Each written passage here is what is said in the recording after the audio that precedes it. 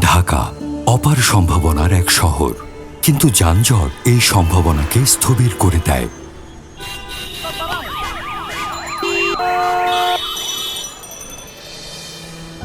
বাধাগ্রস্ত করে আর্থসামাজিক উন্নয়নকে, যার প্রভাব পড়ে সকল নাগরিকের উপর। এই চিত্র বদলে দিতেই দেশের প্রথম এলিভেটেড এক্সপ্রেসওয়ে অনুমোদন করেন মাননীয় প্রধানমন্ত্রী শেখ হাসিনা। ঐতিহাসিক প্রকল্পের চুক্তি স্বাক্ষর হয় 2011 সালের 19 জানুয়ারি এবং ভিত্তিপ্রস্তর স্থাপিত হয় 2011 সালের 30 এপ্রিল। দেশের সর্ববৃহৎ এলিভেটেড এক্সপ্রেসওয়ে নির্মাণ কাজ শুরু হয়েছে। 19.73 কিলোমিটার দীর্ঘ ঢাকা এলিভেটেড এক্সপ্রেসওয়ে সংযুক্ত করবে ঢাকার উত্তর এবং দক্ষিণ অঞ্চলকে।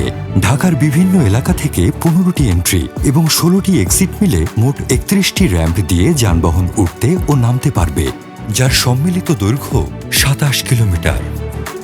র্যাম্প সহ এক্সপ্রেসওয়ের মোট দৈর্ঘ্য 46.73 কিলোমিটার। ঢাকা এলিভেটেড এক্সপ্রেসওয়ে ব্যবহারের জন্য যানবাহনকে 4টি ক্যাটাগরিতে ভাগ করা হয়েছে। কোনো অবস্থাতেই মোটরসাইকেল, 3 চাকার কোনো বাহন, মোটরহীন বাহন বা পথচারীদের উঠতে দেয়া হবে না।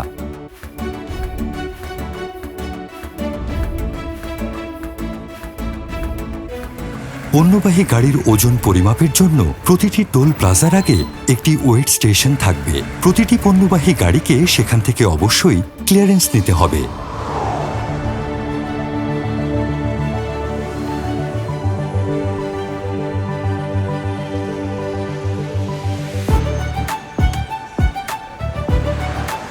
সম্পূর্ণ এক্সপ্রেসওয়ে জুড়ে মোট 8টি টোল পয়েন্ট থাকবে, যেখানে নগদ টাকার মাধ্যমে অথবা ইটিসি ডিভাইস ব্যবহার করে প্রিপেইড কার্ডের মাধ্যমে ভিন্ন টার্মিনাল থেকে টোল পরিশোধ করা যাবে।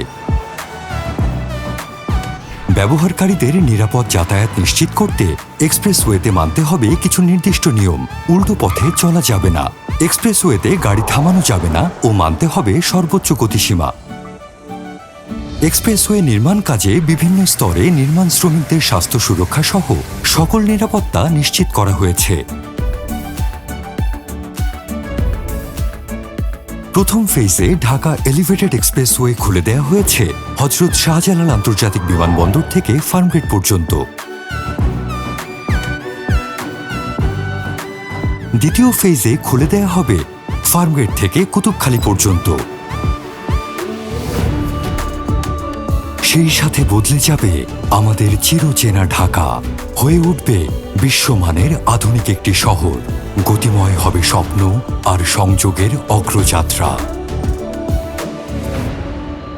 স্বপ্নে সংযোগে অগ্রযাত্রা।